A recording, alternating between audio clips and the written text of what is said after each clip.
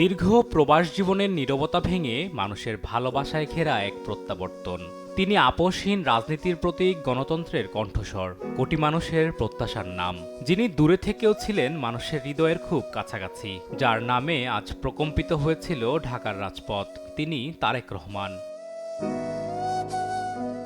১৭ বছরের না বলা কথা, জমে থাকা আবেগ, তাই সব অপেক্ষার অবসান ঘটাতে ভোর থেকেই ঢাকার পথে পথে ছিল মানুষের স্রোত।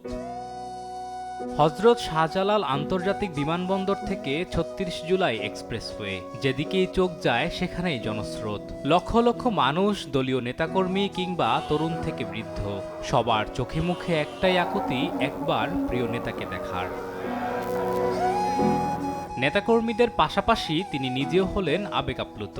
দেশে পা রেখে মাটির স্পর্শ নিয়ে ফিরে যাওয়ার চেষ্টা করলেন সেই ১৭ বছর পূর্বে। বিমানবন্দর থেকে বেরোতেই সিক্ত হলেন সর্বস্তরের ভালোবাসায়। কারো হাতে দলীয় পতাকা, কারো চোখে জল, কারো কণ্ঠে বিপ্লবী স্লোগান। এই ভালোবাসা কোনো আয়োজনের নয়, এই ভালোবাসা হৃদয় থেকে উঠে আসা। তাই তো জনস্রোত পেরিয়ে ধীরে ধীরে এগিয়ে গেলেন সংবর্ধনা মঞ্চের দিকে। অনেকের চোখে তখনও জল, অনেকের কণ্ঠ কাঁপছে আবেগে। কারো কাছে তিনি শুধু রাজনৈতিক নেতা নন, তিনি আশা, বিশ্বাস আর দেশপ্রেমের প্রতীক।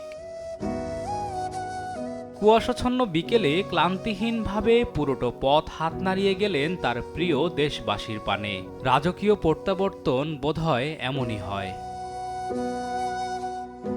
অবশেষে তিনি ফিরলেন সেই কাঙ্ক্ষিত স্টেজে, যেখানে তার অপেক্ষায় প্রহর গুনছিল লক্ষ মানুষ।